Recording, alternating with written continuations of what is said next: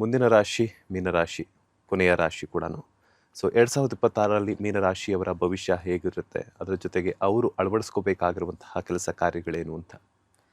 ಮೀನರಾಶಿ ಪೂರ್ವಭಾದ್ರ ಉತ್ತರಾಭಾದ್ರ ರೇವತಿ ನಕ್ಷತ್ರಗಳು ಇರುವಂಥದ್ದು. ಇವ್ರದ್ದು ಹೇಗೆ ಅಂದರೆ ಪಾಪ ತುಂಬ ಸಾಫ್ಟ್ ನೇಚರ್ ಇರುವಂಥವ್ರು, ಎಲ್ಲ ವಿಚಾರದಲ್ಲೂ ತಗ್ಗಿ ಬಗ್ಗೆ ನಡೀತಾರೆ, ಡೌನ್ ಟು ಅರ್ತ್ ಅನ್ನೋ ಅಂಥ ವಿಚಾರಗಳನ್ನ ತಿಳ್ಕೊಳ್ಳುವಂಥದ್ದು. ಪಾತಾಳ ರಾಶಿಯಿಂದ ಆಪೋಸಿಟಾಗಿ ನಿಂತಿರುವಂಥದ್ದು ಈ ರಾಶಿ. ಅಂದರೆ ಪಾತಾಳ ರಾಶಿ ಬಂದು ಕನ್ಯಾ ರಾಶಿ ಆಗುತ್ತೆ, ಅದರ ಆಪೋಸಿಟ್ ಜಲತತ್ವ ರಾಶಿ ಈ ರಾಶಿ ಆಗಿರ್ತದೆ. ಇದ್ರಲ್ಲಿ ಏನು ವಿಶೇಷ ಅಂದರೆ ಪಾದೋದಯ ರಾಶಿ ಅಂತಲೂ ಸಹ ಹೇಳ್ತೀವಿ. ಕಾಲಪುರುಷನ ಅಂಗದ ಪ್ರಕಾರ ಇದು ಕಾಲನ್ನು ಸೂಚಿಸುವಂಥದ್ದು ಸಹ ರಾಶಿ ಆಗಿರ್ತದೆ. ಇವರೆಲ್ಲರ ಬಗ್ಗೆನೂ ಸಾಕಷ್ಟು ಕಾಳಜಿನೂ ವಹಿಸುವಂಥವ್ರು, ಅವ್ರ ಬಗ್ಗೆ ಅವ್ರೇನು ಅನ್ಕೊಂತಾರೋ ಇವ್ರೇನು ಅನ್ಕೊಂತಾರೋ ಈ ರೀತಿಯಲ್ಲಿ ಜೀವನವನ್ನು ಸಾಗಿಸುವಂಥದ್ದು, ಕಷ್ಟಪಟ್ಟು ಕೆಲಸ ಮಾಡುವಂಥವ್ರು. ಈ ರಾಶಿಗೆ ಅಧಿಪತಿನೇ ಗುರು ಆಗ್ತಾನೆ. ಒಳ್ಳೆ ಜ್ಞಾನ ಇರ್ತದೆ, ಹೆಚ್ಚಾಗಿ ತೋರಿಸ್ಕೊಳ್ಳಲ್ಲ. ಜಲತತ್ವ ರಾಶಿ ಆಗಿರ್ತದೆ, ಹೆಚ್ಚಾಗಿ ತೋರಿಸ್ಕೊಳ್ಳಲ್ಲ. ಯಾವುದೇ ಒಂದು ವಿಚಾರವನ್ನು ಇವ್ರು ಹೆಚ್ಚಾಗಿ ತೋರಿಸ್ಕೊಳ್ಳೋದು. ದ್ವಿಷಭಾವ ರಾಶಿ, ಸ್ವಲ್ಪ ಕನ್ಫ್ಯೂಸ್ ಆಗ್ಬಿಟ್ರೆ ಯಾರನ್ನಾದ್ರು ಬೇರೆಯವ್ರನ್ನ ಕೇಳ್ಬಿಡೋಣ, ನಾನು ಮಾಡಿರೋ ತಪ್ಪೋ ಕರೆಕ್ಟ್ ಗೊತ್ತಿಲ್ಲ, ನೀವು ಹೇಳಿದ್ದು ಕರೆಕ್ಟು ಅನ್ಕೊಂತಾರೆ, ಅವ್ರು ಹೇಳಿದ್ದು ಕರೆಕ್ಟ್ ಆಯ್ತಲ್ಲ, ಇವ್ರು ಹೇಳಿದ್ದು ಕರೆಕ್ಟ್ ಅಲ್ಲ, ಹೆಂಗೆ ಅನ್ನೋದು ಒಂಥರ ಕನ್ಫ್ಯೂಸ್ ಆಗುವಂಥ ಸ್ವಲ್ಪ ರಾಶಿ ಆಗಿರ್ತದೆ. ಮತ್ತೆ ಇವರಲ್ಲಿ ಏನು ವಿಚಾರ ಅಂದರೆ ಈ 2026ರಲ್ಲಿ ಸಾಡೆ ಸಾತಿಯ ಪ್ರಭಾವ ಹೆಚ್ಚಾಗಿದೆ. ಕೆಲಸದಲ್ಲಿ ಬದಲಾವಣೆ ಕಟ್ಟಿಟ್ಟ ಬುತ್ತಿ. ಏನೋ ಒಂದು ಹೊಸ ಕೆಲಸ ಹುಡುಕೊಳ್ಳೋವಂಥದ್ದು ಅಥವಾ ಕೆಲಸ ಕಳ್ಕೊಳ್ಳೋವಂಥದ್ದು ಎರಡೂ ವಿಚಾರ ಇರ್ತದೆ. ಇದ್ರ ಬಗ್ಗೆ ಸ್ವಲ್ಪ ಯೋಚಿಸಿ, ಸುಮ್ಮನೆ ನಾನು ಬೇರೆ ಯಾವುದೋ ಕೆಲಸ ಸಿಗುತ್ತೆ ಅಂದ್ಬಿಟ್ಟು ಇರೋ ಕೆಲಸ ಬಿಡೋಕೆ ಹೋಗಬಾರ್ದು. ಇದು ಪ್ರಮುಖವಾಗಿ ಯೋಚನೆ ಮಾಡಬೇಕಾದ್ರೆ ರಾಶಿಯಲ್ಲೇ ಶನಿ ಮಹಾತ್ಮರು ಸಂಚಾರ ಮಾಡ್ಬೇಕಾದ್ರೆ ಇಂಥವೆಲ್ಲ ಹೆಚ್ಚಾಗಿ ಕೆಲಸ ಮಾಡಿಸುವಂಥದ್ದು. ಬೇರೆ ಕೆಲಸ ಸಿಗೋ ತನಕ ಈ ಕೆಲಸ ಬಿಡೋಕೆ ಹೋಗ್ಬಿಡಿ, ಮಾಡ್ತಿರೋ ಕೆಲಸನ.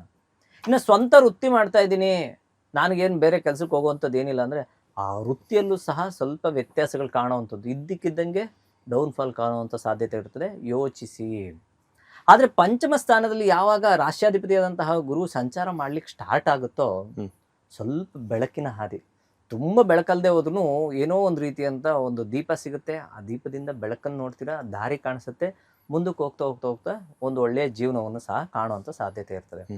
ಹಣಕಾಸಿನ ವಿಚಾರದಲ್ಲಿ ಸಮೃದ್ಧಿಯನ್ನು ಕಾಣುವಂಥದ್ದು ಮೇನಂತರ.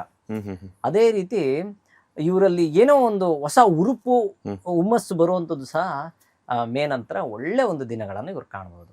ವಿದ್ಯಾಭ್ಯಾಸದ ಬಗ್ಗೆ ಹೇಳೋದಾದ್ರೆ, ಮೀನರಾಶಿಯಲ್ಲಿ ಹುಟ್ಟಿದಂತಹ ಮಕ್ಕಳ ವಿದ್ಯಾಭ್ಯಾಸ, ಉನ್ನತ ಶಿಕ್ಷಣದ ಬಗ್ಗೆ ಅಥವಾ ಹೊಸ ಉದ್ಯೋಗಗಳನ್ನ ಹುಡುಕ್ಬೇಕು ಅಂತಂದಾಗ ಒಳ್ಳೇದು. ಈಗ ನೋಡಿ, ವಿದ್ಯಾಭ್ಯಾಸದಲ್ಲಿ ಇವರು ಪಾಪ ಎಷ್ಟೇ ಓದಿದ್ರು ತುಂಬ ಸೈಲೆಂಟ್ ಆಗಿರ್ತಾರೆ. ಒಳ್ಳೆ ಒಂದು ಉನ್ನತ ಉದ್ಯೋಗ, ಉನ್ನತ ಎಜುಕೇಶನ್ ಏನು ಹೇಳ್ತೀವಿ, ಉನ್ನತ ವಿದ್ಯಾಭ್ಯಾಸ ಸಿಗುವಂಥ ಸಾಧ್ಯತೆಗಳು ಹೆಚ್ಚಾಗಿರ್ತದೆ. ಏನೇನೋ KS ಮಾಡ್ಕೋಬೇಕು ಅಂದ್ಕೊಂಡಿದ್ದೀನಿ, IAS ಮಾಡ್ಕೊಂಡು ಅಪ್ಪರ್ ಸ್ಟಡೀಸ್ ತುಂಬ ಕಷ್ಟಪಡ್ತಾ ಇದ್ದೀನಿ ಅಂದವ್ರಿಗೆ ಇದು ತುಂಬ ಅನುಕೂಲ ಮಾಡಿಕೊಡೋಂಥ 2026 ವರ್ಷ ಆಗಿರ್ತದೆ.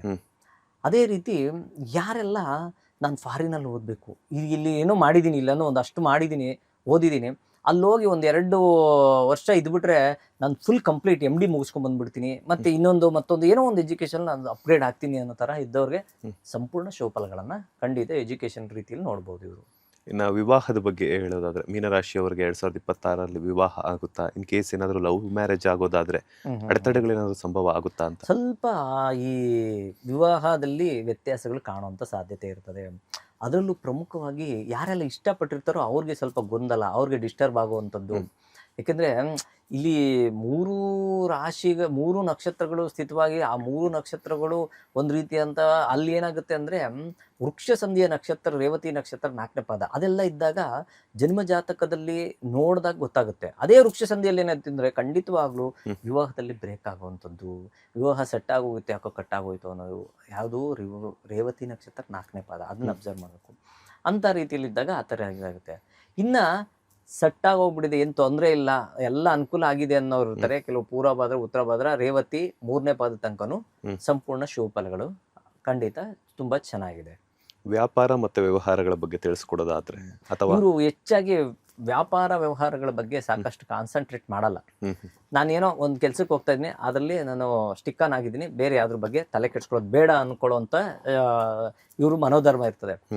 ಜಸ್ಟ್ ಇನ್ ಕೇಸ್ ನಾನು ಬೇರೆ ವ್ಯಾಪಾರ ಮಾಡ್ತಾ ಇದ್ದೀನಿ ಅಂದವರು ತುಂಬಾ ಚೆನ್ನಾಗಿ ಅನುಕೂಲ ಆಗ್ತಾರೆ. ಆದ್ರೆ ನಂತರ ವರ್ಷದ ಮಧ್ಯಾರ್ಧದ ನಂತರ ತುಂಬಾ ಅನುಕೂಲ ಆಗುತ್ತೆ. ಮೀನರಾಶಿಯವರಿಗೆ 2026ರಲ್ಲಿ ಹಣಕಾಸಿನ ಸುಧಾರಣೆ ಆಗುತ್ತಾ ಅಥವಾ ಬದಲಾವಣೆ ಆಗುತ್ತಾ ಅಂತ? ಖಂಡಿತ ಹಣಕಾಸಿನ ವಿಚಾರದಲ್ಲಿ ಸುಧಾರಣೆ ಕಾಣ್ತೀರಾ. ಯಾಕೆಂದ್ರೆ ರಾಶ್ಯಾಧಿಪತಿ ತನ್ನ ಮಿತ್ರ ಕ್ಷೇತ್ರ ಜೊತೆ ಉಚ್ಚ ಕ್ಷೇತ್ರ ಹ್ಮ್. ಸಂಚಾರ ಮಾಡ್ಲಿಕ್ಕೆ ಸ್ಟಾರ್ಟ್ ಮಾಡಿದಾಗ ದಿನೇ ನೀವು ಮಾಡೋದು ಏನೋ ಒಂದು 50,000 ಸಂಬಳ ತಗೊಳ್ಳೋರಿಗೆ 10,000 ಅಲ್ಲ 1,000 ಅಂದ್ರೂ ಜಾಸ್ತಿ ಆಗುವಂಥ ಸಾಧ್ಯತೆಗಳು ಹೆಚ್ಚಾಗಿರುತ್ತೆ. ಸಂಬಳನೂ ಸಹ ಅದೇ ರೀತಿ ಅಭಿವೃದ್ಧಿಯೂ ಸಹ ಅನುಕೂಲ ಆಗುತ್ತೆ.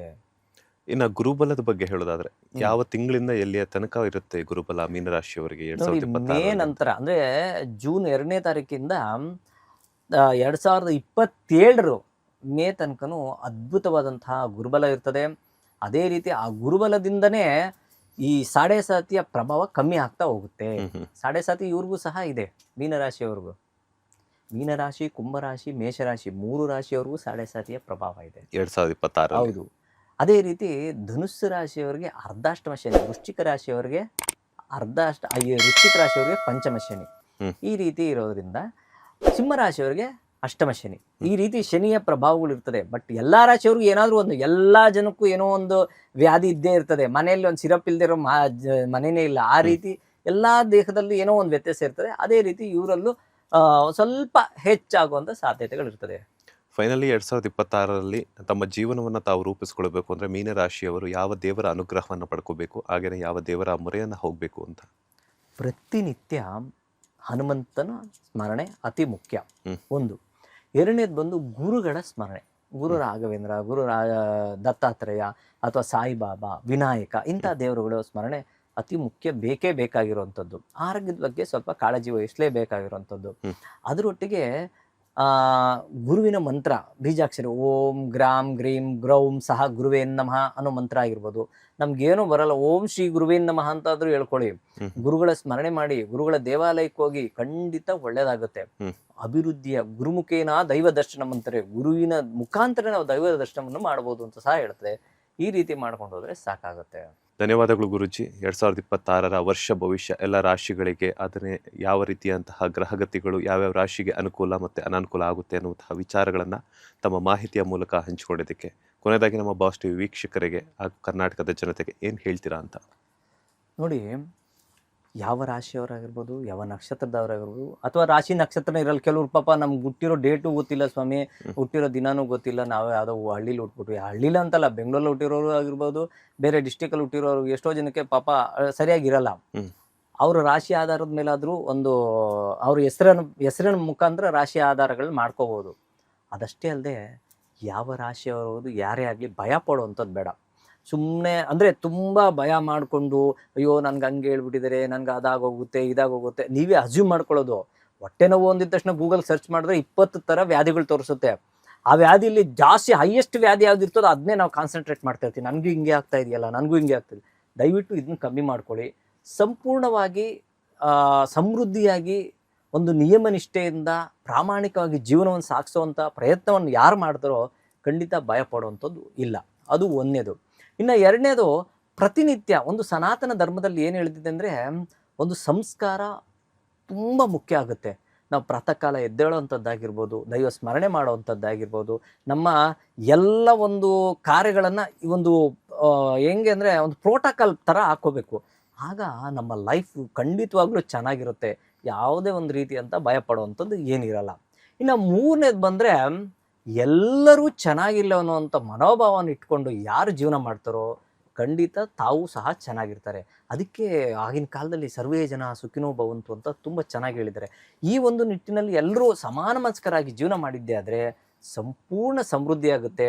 ಅದೇ ರೀತಿ ನಮ್ಮ ಭಾರತವೂ ಸಹ ಎಲ್ಲ ವಿಚಾರದಲ್ಲೂ ಮುನ್ನುಗ್ಗಿ ಸಾಗುವಂಥ ಸಾಧ್ಯತೆಗಳು ಹೆಚ್ಚಾಗಿದೆ. ಇದಾಗಿತ್ತು 2026 ಎಲ್ಲ ರಾಶಿಗಳ ವರ್ಷ ಭವಿಷ್ಯ. ಈ ಒಂದು ವರ್ಷಗಳ ಭವಿಷ್ಯಗಳ ಬಗ್ಗೆ, ಅದರ ಜೊತೆಗೆ ಗ್ರಹಗತಿಗಳ ಬಗ್ಗೆ 2026 ಏನೆಲ್ಲ ಆಗು ಹೋಗುಗಳಾಗುತ್ತೆ ಅನ್ನುವಂತಹ ಸವಿಸ್ತಾರದ ವಿಚಾರಗಳನ್ನು ತಿಳಿಸ್ಕೊಟ್ಟಿರುವಂತಹ ಆಚಾರ್ಯ ಬಾಲಸುಬ್ರಹ್ಮಣ್ಯಂ ಗುರೂಜಿ ಅವರಿಗೆ ಧನ್ಯವಾದಗಳು ಗುರೂಜಿ. ನಮಸ್ಕಾರ. ಎಲ್ಲರೂ ಚೆನ್ನಾಗಿರಲಿ, ಎಲ್ಲರೂ ಸಮಾನ ಮನಸ್ಕರಾಗಿ ಜೀವನ ಮಾಡಲಿ, ಎಲ್ಲರಿಗೂ ಆ ಪರಮಾತ್ಮನ ಆಶೀರ್ವಾದ ಸದಾ ಇರಲಿ, ಎಲ್ಲರೂ ಸಮಾನ ಮನಸ್ಕರಾಗಿ ಜೀವನ ಮಾಡಿ, ಎಲ್ಲರಿಗೂ ಒಳ್ಳೆಯದಾಗಲಿ. ಸರ್ವೇ ಜನ ಸುಖಿನೋ ಭವಂತು, ಸಮಸ್ತ ಸನ್ಮಂಗಳಾನಿ ಭವಂತು. ಇದಾಗಿತ್ತು 2026 ವರ್ಷ ಭವಿಷ್ಯ ವಿತ್ ಆಚಾರ್ಯ ಶ್ರೀ ಬಾಲಸುಬ್ರಹ್ಮಣ್ಯಂ ಗುರೂಜಿಯವರೊಂದಿಗೆ. ಮತ್ತಷ್ಟು ಜಾತಕದ ಬಗ್ಗೆ ಆಗಿರ್ಬೋದು ಅಥವಾ ಜ್ಯೋತಿಷ್ಯದ ಬಗ್ಗೆ ಆಗಿರ್ಬೋದು, ಗ್ರಹಗತಿಗಳ ಬಗ್ಗೆ ಆಗಿರ್ಬೋದು, ಮುಂದಿನ ಎಪಿಸೋಡ್ನಲ್ಲಿ ಮತ್ತಷ್ಟು ಅಪ್ಡೇಟ್ಸ್ ಒಂದಿಗೆ ಸಿಗ್ತೀನಿ. ಅಲ್ಲಿವರೆಗೂ ನೋಡ್ತಾನೆ ಇರಿ ಬಾಸ್ ಟಿವಿ ಕನ್ನಡ. ಧನ್ಯವಾದಗಳು. ಲೇಟೆಸ್ಟ್ ಹಾಗೂ ಇಂಟ್ರೆಸ್ಟಿಂಗ್ ಸುದ್ದಿಗಳಿಗಾಗಿ ಬಾಸ್ ಟಿವಿ ಕನ್ನಡ ಚಾನೆಲ್ನ ಸಬ್ಸ್ಕ್ರೈಬ್ ಮಾಡಿ. ಹಾಗೆಯೇ ಬೆಲ್ ಐಕಾನ್ ಪ್ರೆಸ್ ಮಾಡಿ. ಇದರ ಜೊತೆಗೆ ಫೇಸ್ಬುಕ್, ಇನ್ಸ್ಟಾಗ್ರಾಮ್, ಎಕ್ಸ್ ನಲ್ಲೂ ಮಿಸ್ ಮಾಡದೆ ಫಾಲೋ ಮಾಡಿ.